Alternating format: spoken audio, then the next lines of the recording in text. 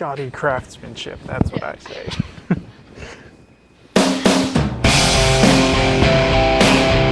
Won't you listen to reason? Will you open your eyes and to wonder what you'll find with an open mind? You may be surprised. Yeah, gotta get away from this illusion for the sake of the world. This delusion.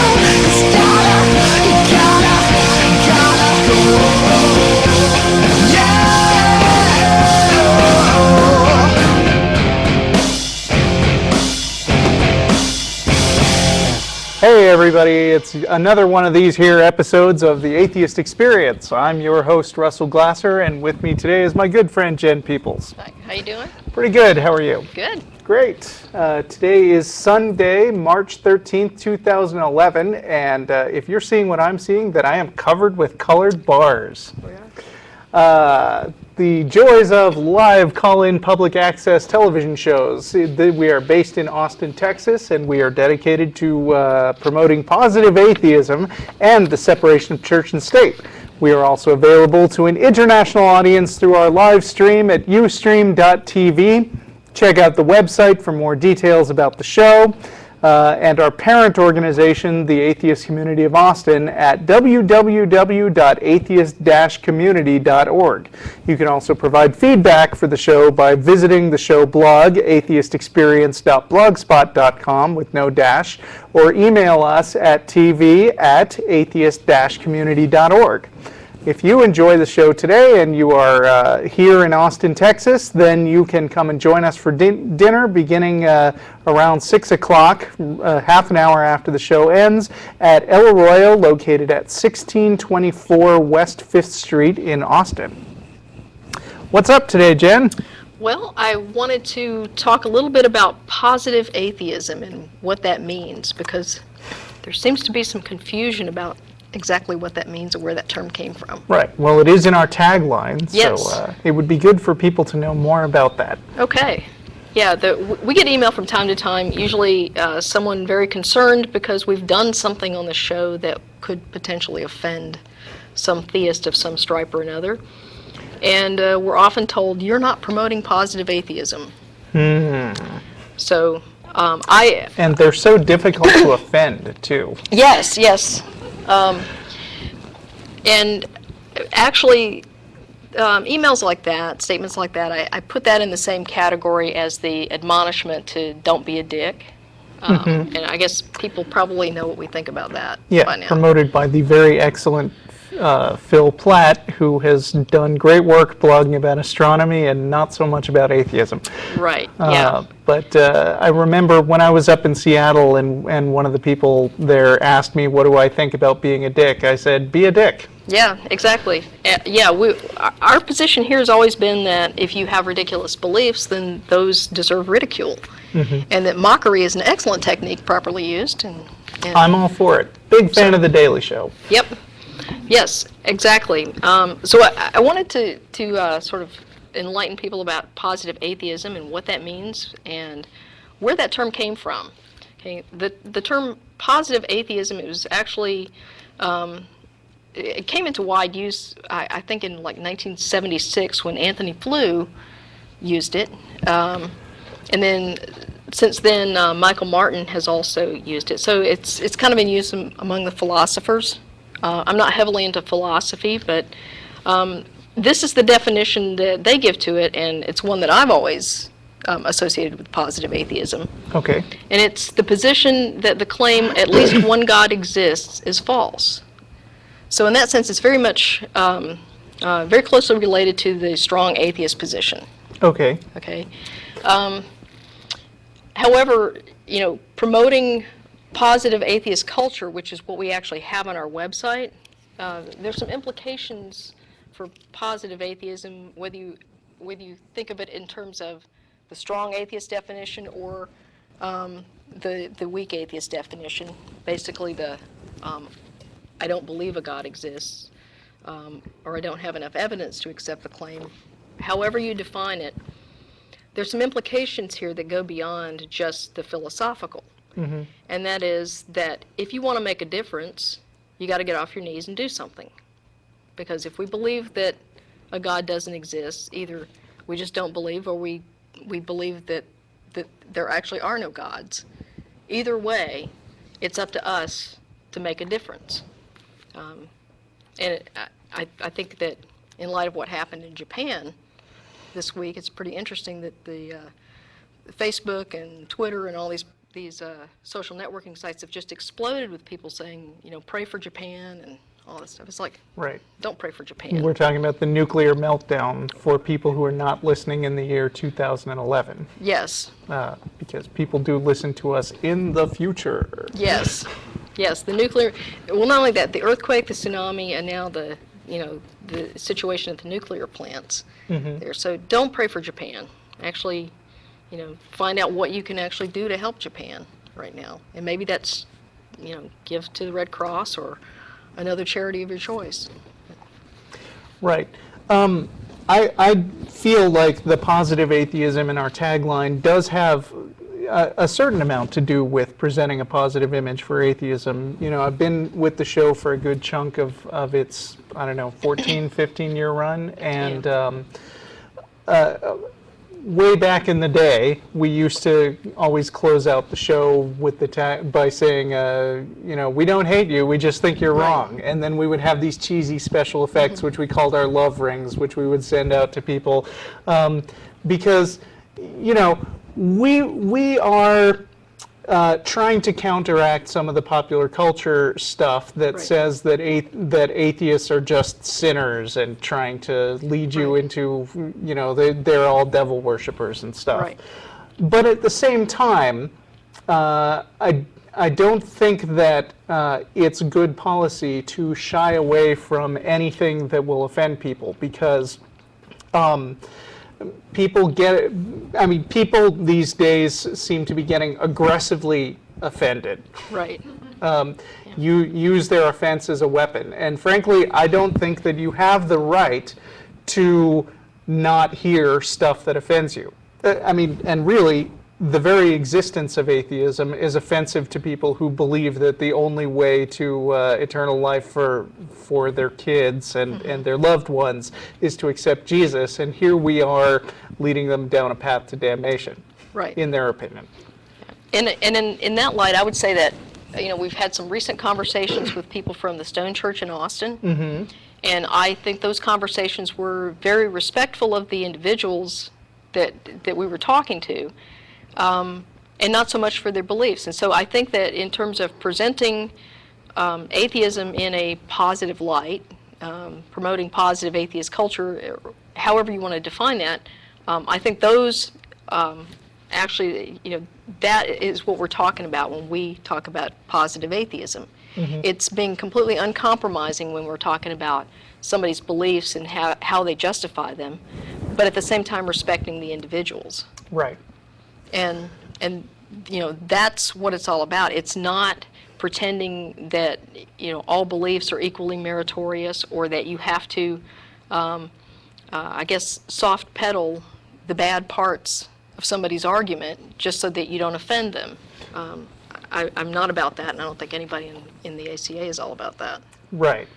So I think it's important in general to be friendly to people and to, to present a positive face on things in general, but it's also important not to be, it's not really respectful to somebody to sort of tap dance around their beliefs and pretend that you don't have a problem with something that you actually do. I mean, it's, in a way, it's not taking their belief seriously.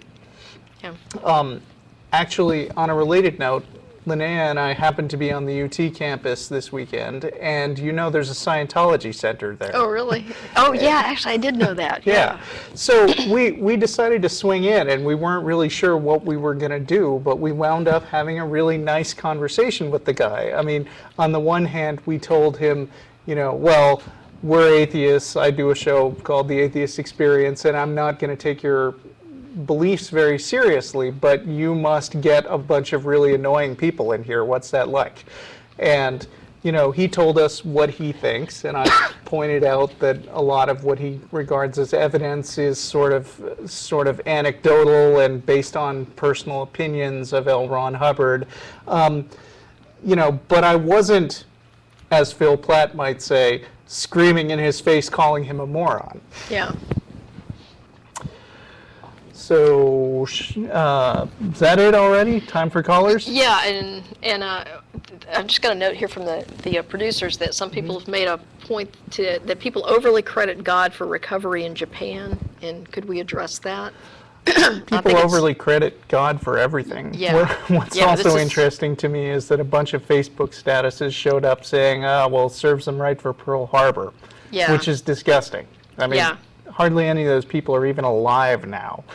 Yeah, exactly. But it does show that religion kind of infects how we think about things, because that kind of reminds me of this whole concept of corruption of blood. That whatever your ancestors did, you bear the sins of your ancestors as well as your own, which is a thoroughly religious concept that invaded English law years Right. ago. So. But as far as God getting credit for the recovery, I mean, it's often said that God can't lose. So basically, here are the possibilities. No disaster ever happens and people just leave peaceful and eventful lives. That's God making everything God's taking okay. care of us. Yeah. Small bad thing happens, could have been worse. God gets credit intervened. for Yeah. that. Big bad thing happens, everybody dies except one person. Yeah. The one person credits God for saving him. And it's a miracle. And if every single person on earth dies, nobody's around to, Yeah. to blame him. So, really, he can't lose. Yeah. Okay. All right, so we're going to start with Jason in Denver, Colorado. How are you today? Hey guys, I'm doing great. Great. My question is about evolution morality. I'm trying to shore up some of my own arguments on this subject. And so what we have is, we often use evolution to express how morality has developed. In a social context, within the context of, how society needs to function. And so we've developed our sense of morality from that. Okay. Would you guys agree with that? Only partly. Okay, so when a lot of people express themselves, and try to justify why do we have morality, we point back to evolution quite often to say, well, this is how we've developed, this is our social structure, this is why. Right, Right. and using evolutionary psychology can give a good general overview of why people have the impulse to stay moral. But at the same time, it's important not to treat scientific facts as some kind of moral imperative. Right. I mean, that's how they justified stuff like what they called social Darwinism, where it was like, well, we should just let all the poor people starve because then everybody who's left would be more fit. Right. There's still some people. Doesn't that make Sure. sense in a way? Like when you think about the function of evolution, that it would strengthen the gene pool and assist in natural selection if we did allow, or exterminate inferior or lesser people. Yeah, but I mean, let me ask you this. I mean, who is morality for? I mean, if you're saying in the abstract it's okay for the unfit people to be weeded out, and then it turns out that you are one of the unfit people, are you still cool with that philosophy? Well, I'm not talking from my own perspective. I'm talking more from an evolutionary perspective. Yeah, that but who the cares? strong I mean, survive. Yeah. But I mean, evolution isn't a thing. It doesn't have feelings. It doesn't have desires. And as far as humans are concerned, the point of having morality is to make things good for us. So why do we even use evolution to justify morality at all? I don't know that we use it to justify Yeah, I it. I don't think think we just use it to explain how we have these impulses. Yeah. I mean, the evolutionary argument acknowledges the reality that we evolved as social creatures. And so because of that, we kind of have this innate pull toward empathy with especially with our own kind. So what would you guys use to justify morality? Besides, like, just my own desires or wants or needs, because everyone has different, and they can all conflict with each other. So what, if you're not using evolution, what principle are you using to justify good behavior, moral behavior, besides, if it's not based on an evolutionary process? Right. Well, I mean, essentially, you're dealing with one of the many extremely complicated problems in philosophy. And one of the things that religion tries to do is come along and say that this is all explained if you just make up a God, which is really no more satisfying to attribute it to one authority outside of us, whether you're attributing it to God or some abstract natural forces. I mean, for instance, suppose that there is a God, but we're not his chosen people. It turns out that his chosen people are some bug-eyed aliens off on Alpha Centauri. And it turns out that in the divine purpose of God, the only reason that humans exist is that someday in a few millennia, we're going to make a tasty snack for them on the way across to the other side of the galaxy. We don't find, I mean, however much we may think that adhering to some outside external forces of morality may be a good thing in the abstract, when push comes to shove, really morality is about making our own lives good. I mean, the reason that I don't want other people to steal from me is because I want to keep my stuff. And so I'm willing to live in a society that basically enforces no stealing on everybody, including me. Right. So would it be fair to say that kind of what you're saying is that religion doesn't have a good answer for it? Oh yeah, definitely Yeah, not. religion has no good answers. Look up the Euthyphro dilemma to see why that doesn't really solve the problem. Right. Well, that was one half of my point. The other half is that so we as atheists don't have a good answer either. No. I think that what you have to look at is, I guess Matt's used this a few times. It's that one of the things that we value as humans is this concept of well-being. Okay, and well-being is kind of a vague thing, but one of the, think of it in terms of, which is preferable to you, health or sickness. Most people prefer to be healthy. Okay. Right, but why should I value the well-being of someone else? Because it's intrinsically, we're social species, and it's Right, intrinsically but that's the tied to evolution us. argument. That goes back to the evolution argument, and that's why I was saying we go back to that evolutionary point, Okay. but it breaks down. Why does it break down? Well, the point I was originally making, how based on natural selection, we should weed out the inferior and the lesser, based on evolution. So if we're going to go back to that as a catalyst for. But again, go on.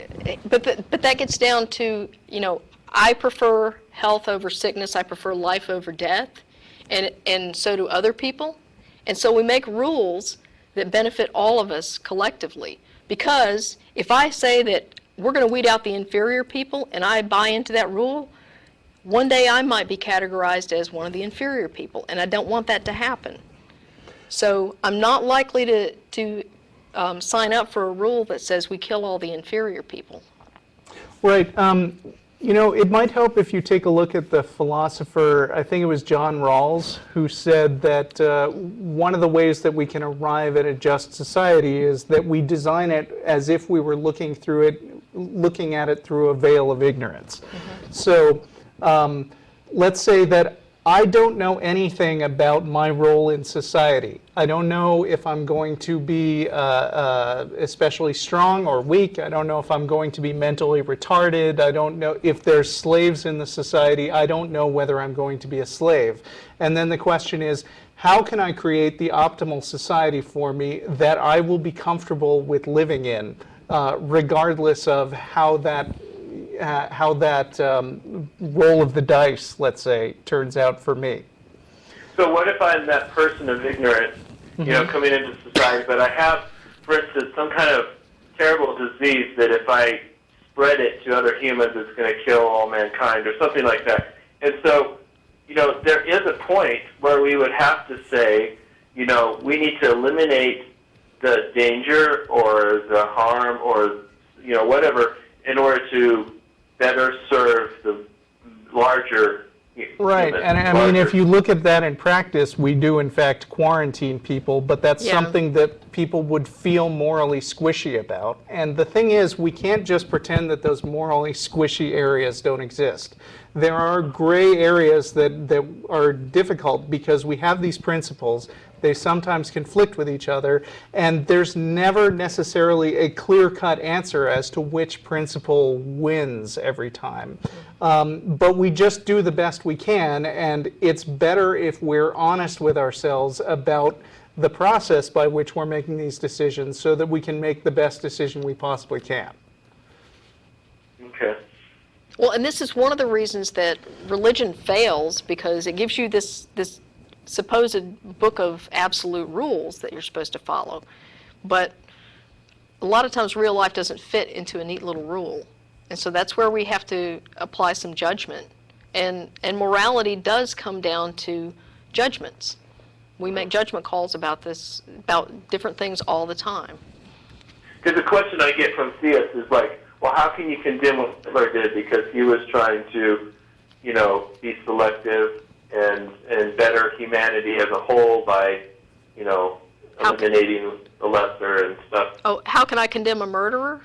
Because I don't want to be murdered. How can you condemn someone using the course of natural selection? Or That's not natural That's selection. not natural selection. When you go and kill somebody, that is not natural. That is a guy going and killing people. Yeah.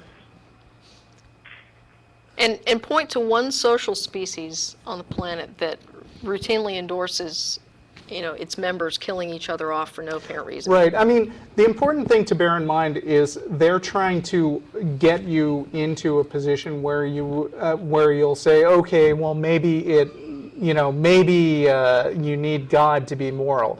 But I mean, the fact is, those things which they take credit for, like don't kill and don't steal, I mean, those were codified into law in primitive societies way before these monotheistic Right. religions came up. I mean, it's more of a practical matter of hey, a lot of people are dying in that village over there. How do we deal with it? Or a lot of people are coming over here and killing us. So how about we band together and fight them off, and then we make rules about that sort of thing so that we don't have to live with that kind of constant threat on our lives. Okay.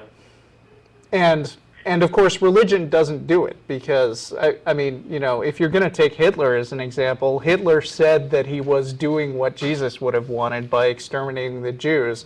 Martin Luther, who helped to spin off Protestantism from what at the time was only the Catholic Church, wrote some horribly, horribly anti-Semitic stuff about how the Jews are full of lies and should all die. So. Yeah. If you're asking where you get your, if you're themselves from those people. Yeah, and if you're asking where you get your morality from, it sure ain't that book. Yeah. Right. Right. I agree with that. Yeah. Okay. All right. Well, thank you so much, guys. Okay, thanks for thanks. calling. Hope we helped out, and we're going to move on to. Well, we're a little dicey about this one. I'm going to stall on that one. Okay. Paul in Boston is next. Okay. Hello. Hi. Hi. I'm not so sure that my call will be as interesting, and certainly it won't be as philosophical as the previous one. That's okay. We get all kinds. Which, of course, is good. But you've covered many times on your show the aspect of religion where it plays on fear. Fear of hell, dying and going to hell, and so you got to be good so that doesn't happen. And I thought I'd share something that happened in my childhood that might be interesting to both theists and atheists. Okay. Just try to move kind of quickly on it because we only have an hour show, but we'd love to hear it. Yeah, I will. I'll try to make it quick. Okay. This comes from another country about 60 years ago, where Catholicism was treated very. What's the term I'm looking for? A strict interpretation. And when I was young, I'd like to refer to what the Holy Eucharist for example, and we were told that the host is the body of God, and that's I think is still believed. And to impress on me as a child, I was 6 years old. In those days, you never touched the host; it was always put on your tongue by the priest, and you had to respect it. And we were told the story of a person who didn't believe that it was the body of God, and there was a little girl, and she bit the host, and blood came out of her mouth. So in my first communion, I bit the host. Now, I mean, that sounds like almost a trivial story today, but the thing about that is that I was engulfed in fear. You know, it was a very crucial time in my life. And even after that happened, I lived in fear of what would happen to me. Even in my own physical life, never mind an afterlife, probably until I was about my mid-teens. I think it took the military to finally dissipate the fear. And then I think I've been leading a pretty normal life. But the 2 points I want to make is how, first of all, is how terrible it is that a person like myself lived for years as a child, engulfed in fear, and I had nightmares and all kinds of things.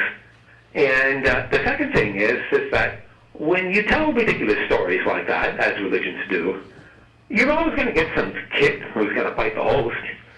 I mean, you know, you're a kid, you don't know much. You know, someone says don't jump off that cliff, and you know, 1 or 2 kids will.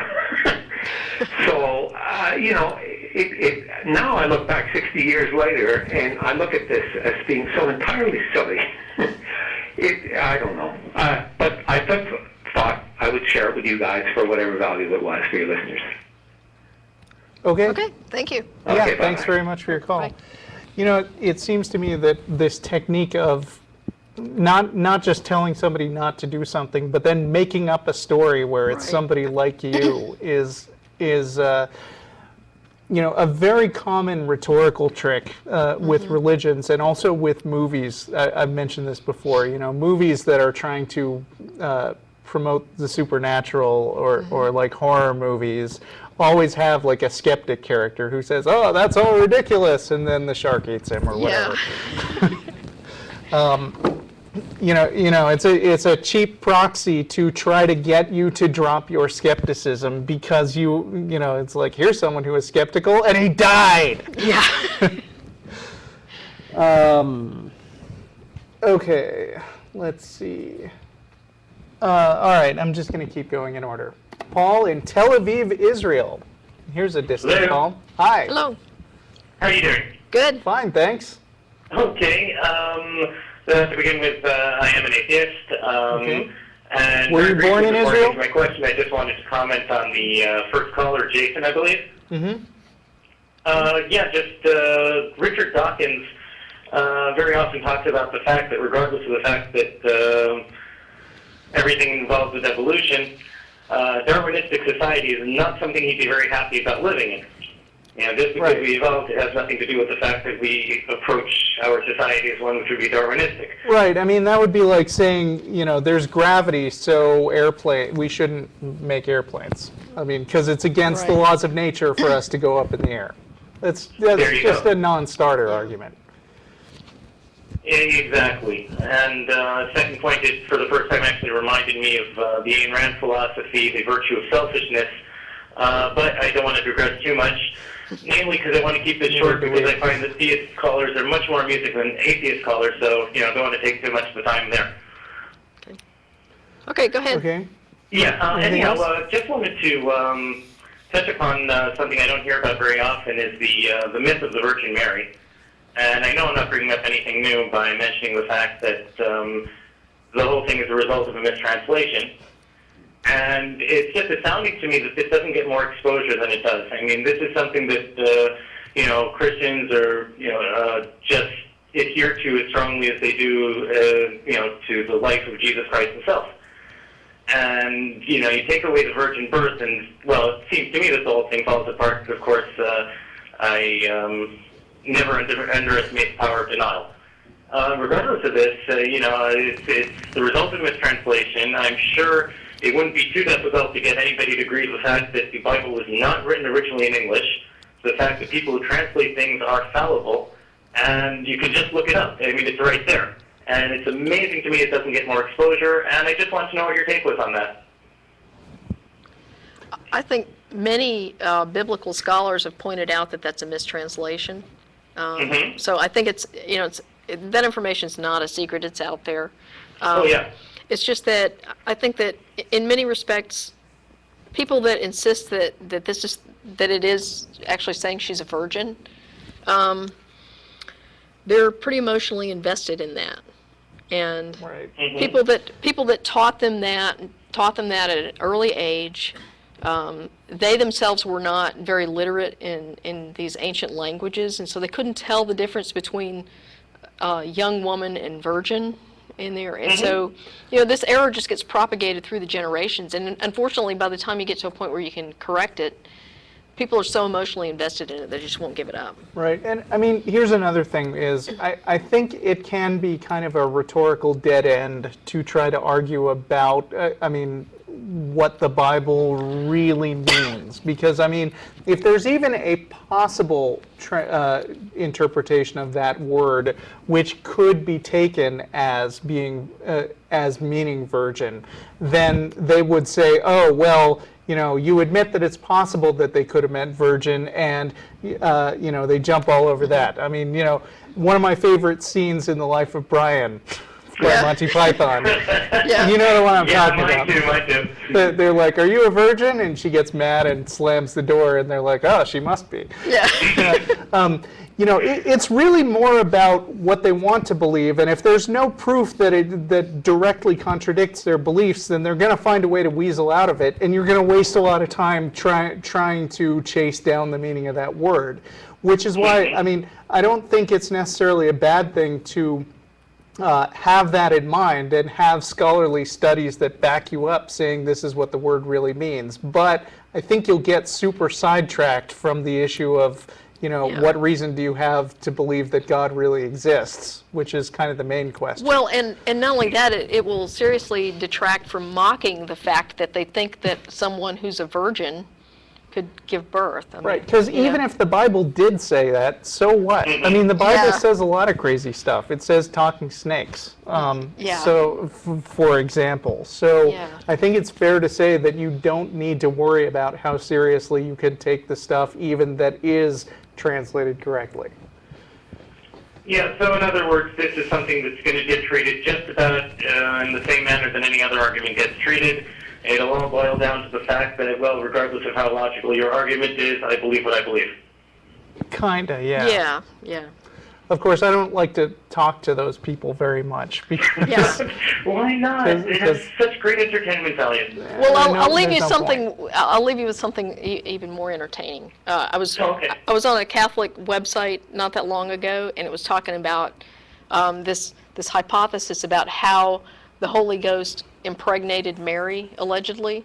Because some people were questioning, hey, was there actually a sexual act with the Holy Ghost, And the answer was no. Mary was not impregnated through the naughty bits. It was through her ear canal. And this is no. Oh no, this You're is making this up. No, I'm serious. This was on a Catholic website. It was presented as a serious deal. And that's the thing. They're just going to make up stuff that sounds good to them, and they're not going to care whether there's any reason they would possibly know that. And all I could think of was oral insemination. Are you kidding me? So girls, cover your ears. Maybe it's not as naughty as the standard procedure, but it sounds a lot more disgusting. Well, it sort of like brings new light to that limerick about the man from Nantucket, right? Okay, I guess we're a little over half done, and I think we're going to move on. Oh yeah, absolutely, absolutely. Thank you for calling. Very entertaining. Oh yeah. See ya. And of course, if you are in the Austin area, once again, you can join us right after the show at El Arroyo in lovely downtown Austin. And so next we're going to go on to Tommy in Bloomington, Indiana. Hello. Hello? Hello. Hi. Hi. Don't you not see that God exists because of the phenomena that's happening around the world, such as like in Japan for some reason? Well, there's a reason why Japan has an earthquake. It's due to the fact that most of them doesn't believe in God, the Christian God, Jesus Christ, our Savior. So you're saying bad things only happen to bad people? No bad things happen to those who doesn't believe in Jesus Christ. And they never happen to believers? Yeah. Well, they happen to believers by Jesus. God has a future plan for them in heaven. Okay. All right. Thank you for your call, and that's a very amusing voice that Yeah. you've got there. But Yeah. work the comedy clubs a little more, and then try it again. Yeah. Let's see, Ashley in Pittsburgh, Pennsylvania. Hey, you guys can actually hear me. Hi. Yes. Yeah. But the phones, that's great. you know, I the love phones your are show. working I really just wanna well this say that week. Off the Yeah. top. Thank you. What's up? Okay, so I'm an atheist. I live in Pittsburgh. I'm actually one of the lucky atheists. I was born into Buddhism, and I just kept on with my atheism. I had a question with a friend the other day that I thought was odd, but I did want to get somebody else's perspective of this, and that was, he was telling me that evolution doesn't exist. And I said, yes, it does. We are not descendants from monkeys or apes. We have an ancestral being that we all are consistent with. And Right. he said to me that, well, I can have sex with my cousin, but I can't have sex with an ape. So I told him to go ahead and have sex with an ape. I mean, and you think that you could do that, but that's a weird analogy for me, because if you really sit up there and think about it, it's like we do have an ancestral being that we are all connected to, Well- and I understand that. I mean, I'm not sure that you understand it fully, because the point of evolution is not just that we're connected to monkeys, but that if you go back far enough, we are connected to every single life form on the planet. So I in agree order with for that. that argument to even mean anything, he'd have to also be arguing that he could have sex with an ear of corn. Yeah. Which I guess you I mean, could. I but- guess I get what you're saying on that point. But I think it says in the call notes here that he also said that you could not impregnate a monkey. Is that Exactly, yeah. right? Okay. That's exactly what he says. Like, I can have sex with my cousin, and I can get her pregnant, but I can't have sex with a monkey or a chimp or whatever you call it, and get them impregnated. And Right. I had no answer to that. Well, why don't you Well- congratulate your friend for inventing the concept of a species? Yeah. That's what That's- it means, is any division where you cannot have viable offspring. But, you know, the definition of species is actually really kind of weird and fuzzy, because scientists say that two things are separate species if they can't interbreed, but the meaning of can't is kind of nebulous, Yeah, because 'cause- like there are two species of grasshoppers, for instance, that make different sounding songs. And Well, the can females... Can I interject just Yeah? for 1 second? Uh-huh. Is that you can interbreed dogs, and that was kind of the point that I was telling them, is that, like, Right.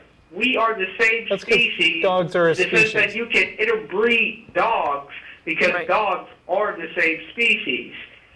They are what they are. They're dogs. We are primates. And so then that's when he posed the question to me as to, well, I can't have sex with a monkey and have a child. Well, yeah, and that's, I mean, what Russell was getting at with the species concept, I happen to like cats, so I'll use cats as an example here. One of the ways But that you... not in that way. No, not in that way. No, there are actually some domestic breeds of cat that rely on the use of a wild cat and a domestic cat. Okay, and so one of these breeds is called a savanna cat. Okay, and you take a male serval, which is a type of forest cat, or I guess a jungle cat in Africa, and you breed the male serval to a female domestic cat, and what you get are hybrids. Okay, they're 50% wild, 50% domestic. Okay, and what you see in that's called the F1 generation. Okay, what you see in that F1 generation is that the females are all fertile, the males are sterile, and so what that tells you, what that tells you is that these two species of cats they're actually separate species. They don't produce 100% fertile offspring. The offspring are viable. So that tells you that those two cats diverged from an evolutionary standpoint fairly recently. So they have a recent common ancestor. Recent meaning probably, a couple million years even. But, enough for them to develop, divergent mating patterns, divergent, physical characteristics and everything. And so now you've got these hybrids. Okay, so if you breed, what normally happens at that point is they introduce a domestic male cat to breed with the fertile F1 females. Okay, I understand that. Then you get the F2 generation, okay? F2 males are usually still sterile. F2 females are fertile, okay? It's only when you get to the third generation that you start getting fertile males, okay? So that... I kind of understand that. Okay, so that's speciation is not something that's like, boom, you can't interbreed here or there. There's a gray area, but whether you produce a viable offspring or not, and whether that offspring is fertile, tells you a lot about whether, when those two lineages if you just diverged. dumped those cats and wildcats into the wild in a mixed population together, you would not be able to get an interbred without human intervention new species. And in fact, you probably wouldn't even get an F1 cross because the mating patterns are so different between the two that the only way you can get the male serval to breed with the domestic female cat is to actually take the young male servals away from their mother and foster them with domestic female cats. Oh, wow. So because the mating patterns are different. Right. So, there's a lot of manipulation that has to occur in order to get, two species to interbreed like this. We see the same thing happening with mules, for example. We've got horses and donkeys that are crossed. Or the combination of the two. And so what you get is a viable offspring, but they're infertile. Well, I wasn't talking about the social. Well, actually, interaction. I think we're running out of time here, so I'd like to get on to some more callers. But real quick, I would recommend. Actually, I haven't read it yet, but Richard Dawkins' Greatest Show on Earth should be a pretty good intro to evolution. But I guess to follow up on that, humans and chimps diverged about 6 million years ago, so it's long enough that we probably can't interbreed. Right. So, okay, thanks for calling. Right, thanks. All right, thank you guys. I love you. No problem. Thanks. I love you too. Okay, we got Bill in Wayne, New Jersey. Hello, Bill. Hi, Bill. Hi, how are you? I recognize you guys are a little pressed for time, so I'm going to make my points briefly. Thanks, I appreciate it. Okay. I believe I have proof for God, and I believe I have proof for alternate arguments, against alternate arguments. But before I do, I just want to, it's very important to have a definition of God to go with. Okay. All right. Because I have a problem with deists and pantheists. I think these people are just trying to hedge their bets. So you think that God has to be conscious, sentient, thinking? My definition of God is an omniscient, omnipresent being that created the universe, that can hear our prayers. Because if God wouldn't hear our prayers, then why would we pray to Him? It would make no sense. So I think people hedge their bets. It seems like you're starting from a conclusion that you want to be true, and then just saying it wouldn't make sense if it weren't. Well, what I'm saying is I'm arguing against some of the other definitions of God. I'm saying that if people say, I think there's intelligence to the universe, you wouldn't pray just to some intelligence unless you believe that praying would actually change something. Okay, so we agree that people believe that praying to something does something. Exactly. Well, Okay. people, if you only thought that God was the thing that created everything, there'd be no reason to pray. Okay, You're so it's a praying to personal God. because you believe that. All right, Okay, prove it. Now, there's this concept that people hedge their bets. They say there's just an intelligence of the universe, and that's not God. That's the Force from Star Wars. And Okay. I'll go with that, I have yeah. proof. Pardon me? Okay, Okay, and I have proof that does not exist. I have proof that there's non-intelligence of the universe. And simply, have you ever watched pro wrestling or the show Jersey Shore? It's obvious there's no we got intelligence in a lot of parts of the another universe. Oh, yeah. okay. Okay.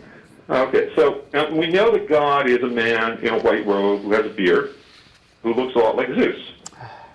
And we know this because we learned this earlier in Rome. We were pagans that were polytheists until Jesus came along and taught us to become monotheists and worship the Holy Trinity. Okay. Okay. So he said we have to be monotheists. We have to worship the Father, the Son, the Holy Ghost, and the Virgin Mary and the saints.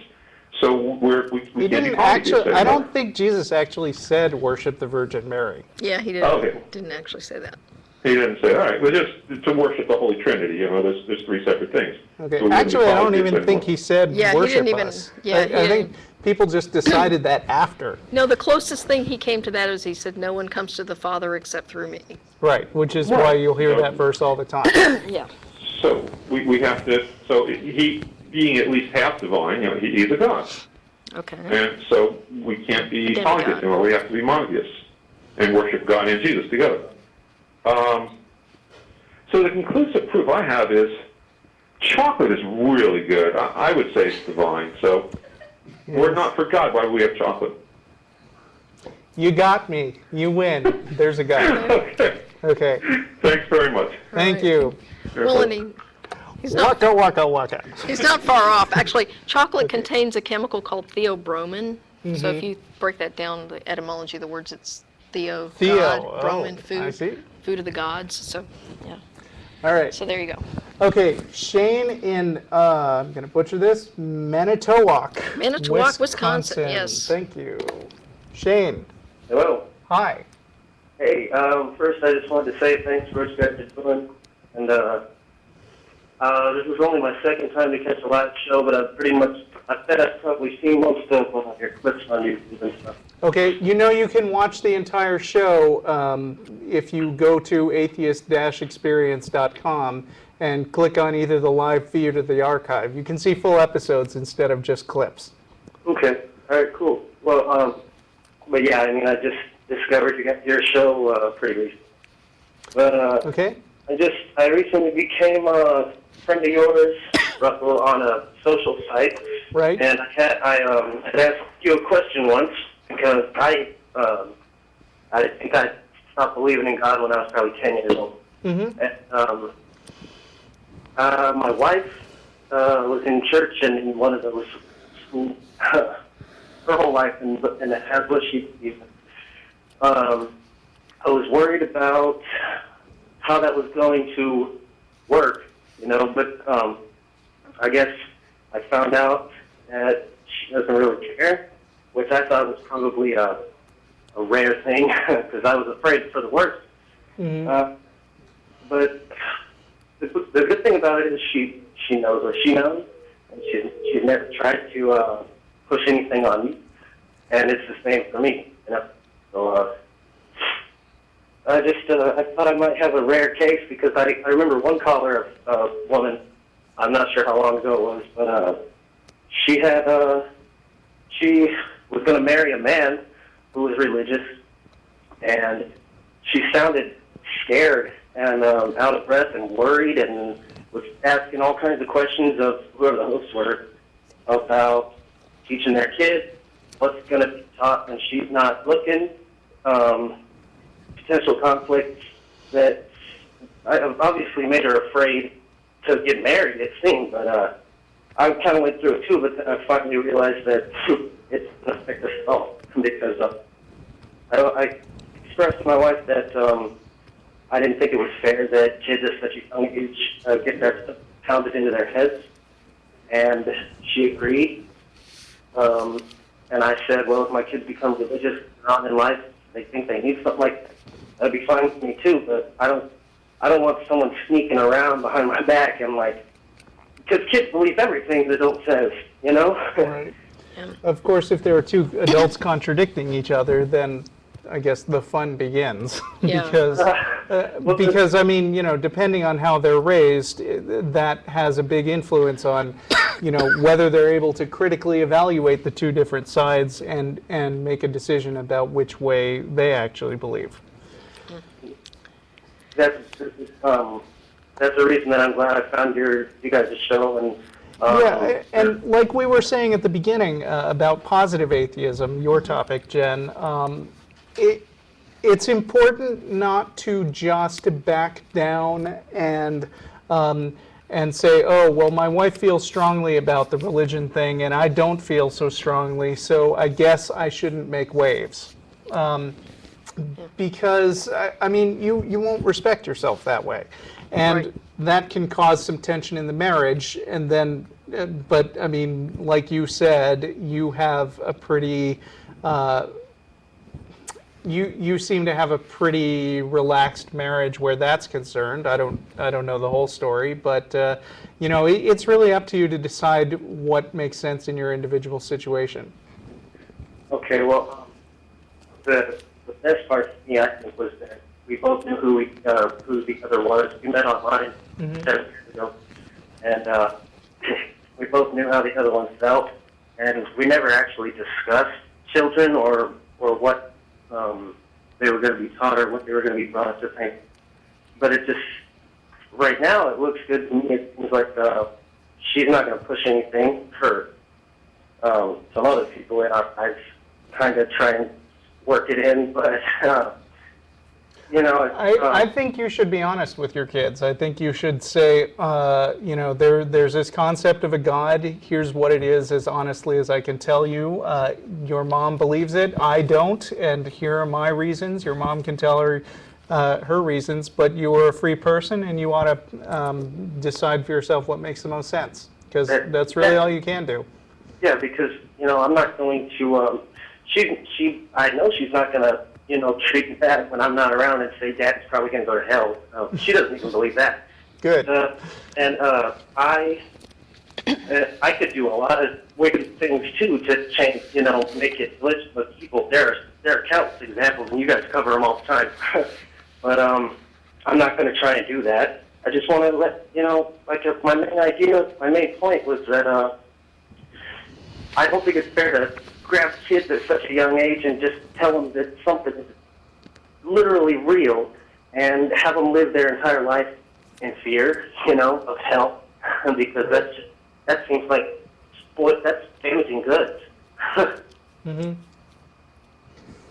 But Okay. I don't, Well, there are a lot of people in your situation, and I want to mention that at our blog right now, atheistexperience.blogspot.com, there's a post which is sort of, in the general sense, addressing a lot of common questions. I mean, obviously it can't get too specific because it's dealing with a category of questions, but it gives some I guess, a starting point for things to think about.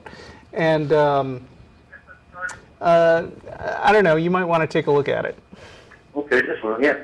Well, I know you guys are running out of time and whatever, and I couldn't even believe I actually got through, but I just wanted to mainly thank you for all that you guys are doing, and, you know, just because there's so many people out there living in the dark who don't know that there's any option because of what I mentioned, being grabbed as a child and having it pounded into their head. And you guys are encouraging critical thinking and, you know, trying to be rational instead of, you know, superstitious. Okay. But yeah, I just wanted to thank you guys for all that you do, and I'll continue to view your show, and you guys have a good day. All right. Well, thank you for your call, and your encouragement means a lot to us. Yes, thank you. And let's see, who's next? Help. Jessica in Joplin. What is MO? Missouri? Missouri, yeah. Thank you. Hello. Hello, how are you guys doing? I'm Good. fine. How are you? Doing just fine. My question is more of a social application of religion and what you guys would do in my situation.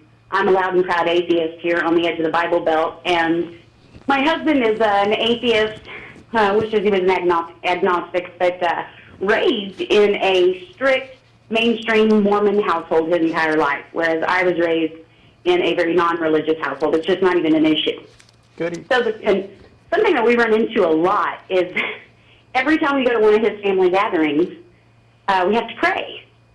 And when I say I'm passionate, I'm a passionate atheist. I mean, I really truly believe that religion, hinders progress, promotes sexism and racism and a lot of hatred. So it's something that I'm very much against. But yet, I think my marriage would be over if I stormed out of the room when I started to say grace. So, I guess my question is, what would you do in that situation? Well, I come from a large family of theists, or I guess a large number of my extended family are theists, and of course they pray before meals and at the drop of a hat. And so, I value my relationship with them, and I don't want to just storm out, like you say. And so I just stand there, and I don't bow my head. I don't participate in any sense, but, I just wait for them to be done with it, and then we can move on. Do you feel insulted at all? Do they understand your point of view, or do they know your point of view? Do you feel insulted? They do, and the thing is, they do, but the thing is, I don't take it as a personal insult to me.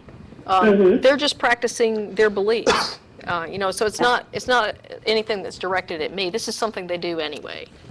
If you were hosting Thanksgiving dinner and they wanted to have say grace in your home, then you could say no. I mean, because you're the host. It's basic courtesy to observe the rules of the house, I think. Yeah. Right. Yeah. So prayers and smoking can happen outside on the porch. Right. Exactly. my husband actually at work for their Thanksgiving dinner, they, he works in an office, and they all said grace. And he was the only one, they're all very religious, and had he spoken up, it would have caused, serious fallout in the long run. And so I feel even more compelled to disengage when they go into prayer and whatnot. But I take it interestingly enough, it was his two little brothers who are also raised in the same household who turned us on to the show, and they're listening right now. And the three brothers are bonding over their atheist experience. So thank you very much, guys. Cool. And I take it that your husband's family doesn't know that he's an atheist, or, the rest of them? No. Okay. Well, he wouldn't have a family, I don't think. I think pretty much it's his family and you follow his lead, so as long as they're not, oh, look, we're out of time. I'm sorry. Yes. That's all right. Thank you very much for calling. Great time. We'll see you next week. All right, okay, we got a few more people on the line who I'll stick around and talk to afterwards for a few minutes. But thank you, everybody, for watching. That's our show, and that is our awesome crew who is backstage making all this happen. Meet us at El Arroyo shortly, and we'll see you next week. Love rings! So nostalgic. Close.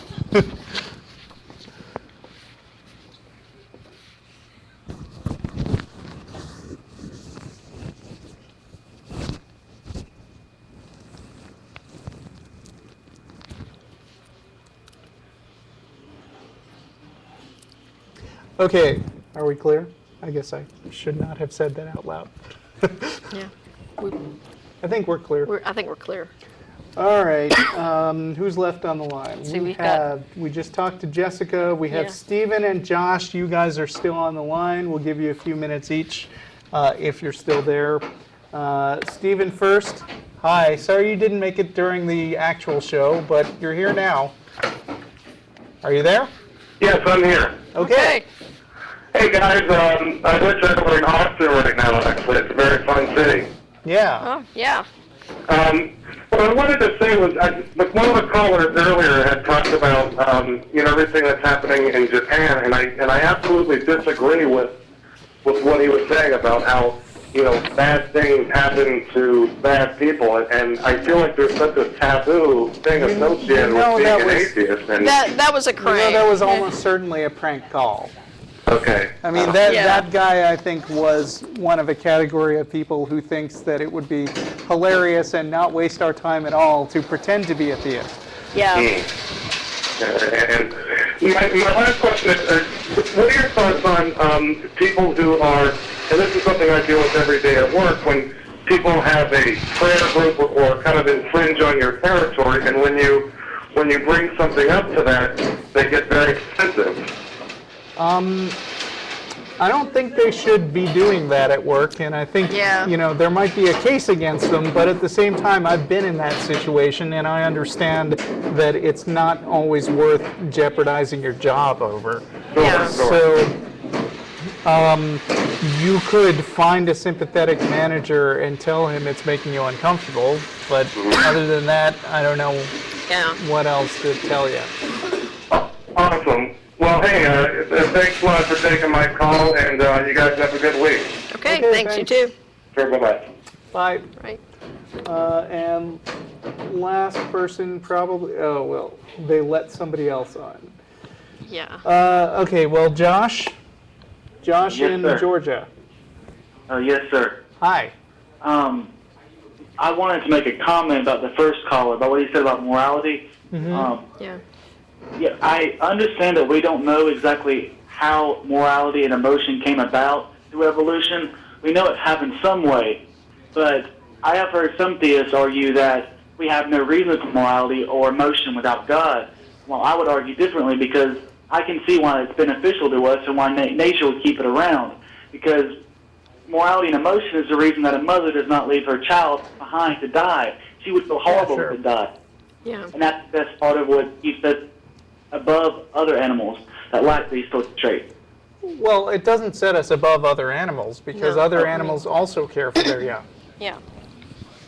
But if you look at that behavior, you can easily see how, a very simple behavior that promotes, the survival of a species could morph into something more complex. When I say other animals, I really meant other life forms. It's our ability to be more complex with that and progress as a species. And I also was hoping I could get your opinion on something else, a personal issue about my family. I just recently became an atheist, and I told my parents, and they were perfectly fine with it, more or less. They still think it's a phase, but I had debated on telling my grandparents because they're very religious, but to not tell them would be to keep it a secret from everyone else, because then I can't. Well, that's not the. I'm sorry, but I ended up telling my grandmother, and now she hates me. Now she doesn't hate me, but she cried, and I just feel so horrible, and I don't know. Away now. And I don't know what to do. I almost want to become a theist again, just so she won't feel bad. Well, I think sometimes you just have to let people feel the way they feel about something, and it might be that she doesn't understand very much about atheism, and so you may just have to give her some time, and just. I don't think, ma'am. I mean, just let her know you're the same person that you've always been. It's just now she knows something about you that she didn't know before. Right. I mean, if you were not sure whether to tell your grandmother in the first place, that would be one thing. But I think that, I mean, withholding information is one thing, but if you go back and specifically lie to tell, to tell your grandmother, I changed my mind, I'm a theist now, I think that would, that would feel like giving up your integrity to tell that specific lie, and I don't think you would respect yourself for that. So not only that, but I think she would really have a legitimate beef against you if she found out later that you'd been lying to her. That's true. And that was one of the reasons why I had to tell her, because I know that I would have to practice the same things that they practice during family practice. I mean, family gatherings, because they're very religious and they pray and they talk about God, and I have to play the part. That's one of the reasons why I just couldn't keep it a secret.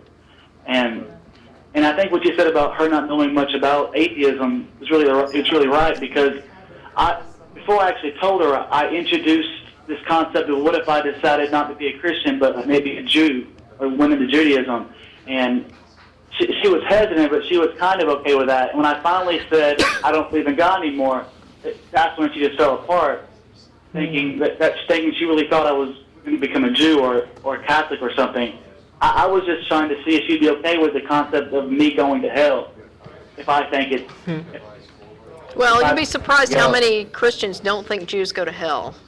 You know, they can kind of rationalize it that, well, at least you're not an atheist. Right.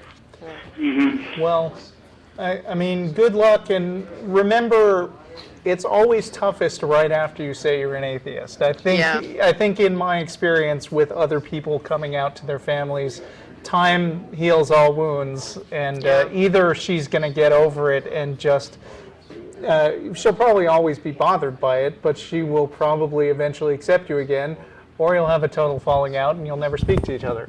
But one or the other, either way, you'll be over the uncomfortable part. Yeah. Well, I appreciate y'all taking my call and listening to me babble on about my life. Y'all been a lot of help. Thank you. Thank you. All right, thank you. Have a good day. Bye. Should we, I don't know. I already dropped the list of callers. Do you want to just hit? Chad on number 2. All right. That's the theist. We're going to just have him call back Somebody next week. just called back in. Okay, if I do not pick you up next, I'm sorry, just call next week. Chad, is that you? Yes. Hello, Russell. Hi, Jen. Hi, how are you? Now, you know you're not on the actual show, so I think they've advised you to call back next week, but you can tell us real quick what was on your mind. Well, I mostly had, I'd had a lot of arguments both ways as far as the where did the universe come from and those type of questions. Are you a theist or an atheist or what? I'm leaning toward a theist. Okay. Then do call in next week for sure. Excuse me? Then yes, definitely call back again because we'll want to have you on. Okay. Do you all need to go to, I guess you guys have a meal that you need to get to? I mean, I'm not trying to get you off the phone. We can still talk to you, but just know this isn't going to be on the recording. That's fine. I'm mostly curious as far as your insights and your expertise. Okay. So, first off, I do agree about thinking critically and kind of knowing what you believe and why you believe it. I guess in my mind, there's not a whole lot of. It doesn't make sense to really answer the origin of man until you answer the origin of the universe. And I know that you probably asked 150,000 times. Well, before the Big Bang that occurrence, where did the energy and all that stuff originate? Now, on the Big Bang, is the theory based on where two particles collide, or is it one singularity? No, actually, I think it would do you some good to read some Stephen Hawking or something. He's very readable, and what you'd realize after reading it, or even just the Wikipedia entry on Big Bang or something, but the Big Bang wasn't the creation of energy. It was the entire universe concentrated in a single, extremely dense location. And the Big Bang is sort of considered to be the start of time where all that matter sort of exploded out. As for the question of where did it come from, the answer is we don't know. There's a lot of different competing hypotheses about that. God doesn't answer the question either. Right. Well, a lot of the assumptions is that, well, it just always was. And well, that's one of the hypotheses that I was talking about. Yeah. But I mean, the thing is, we can't test it well enough to distinguish which one is the right one, and so that's why we just say we don't know, and we would love to find out. And that's a more honest way of going about it than just making up an answer like I believe there is an infinitely powerful being who made it all, because then you get into the question of where did that thing come from. Well, and I think that steps outside of time. It's kind of like Right, but that's not an Yeah, answer. but that- That's just yeah, throwing that's- some words at it. Three-dimensional or a three have to be proven. I mean, we have theories. You have the theory of relativity, the string theory, what have you. Yeah. But this is my argument: is you have the Big Bang. It is an occurrence. It is an action. The argument from your standpoint of view is that there was no purposeful intent. There was no intelligence behind it. There's no evidence. Jinx. That's what you believe, correct? Yeah. Okay, Well, the thing is, I try to base my beliefs on things that are supported by reason and evidence, and there's no evidence that points to a purposeful creation. Okay. And well, if that were true, and I'm willing to assume it is, just from a moment of discussion, there would be a probability of the reaction itself that it occurred. It could be as small or as large as you want. You know, we can get into this discussion, but I think, well, okay. It's absurd to talk about the probability of an event that's already occurred. Well, I understand, but my point is, with any probability, no matter even how small it is, given enough time, it will happen. And by the, Not necessarily. If it is a repeating reoccurrence, where in this case it would. Yeah, anyway, please do call back Yeah, next call week, next- because I think this would be a really good discussion to have on the air. So thanks for calling. See ya. And sorry, 3 people on the line. Now 4 people. What is... They're so desperate. I'm sorry, you guys. You cannot talk this week. It's over. I'm dropping you all. Bye. Oh, look at those video game reflexes. No, you too. Whack-a-mole.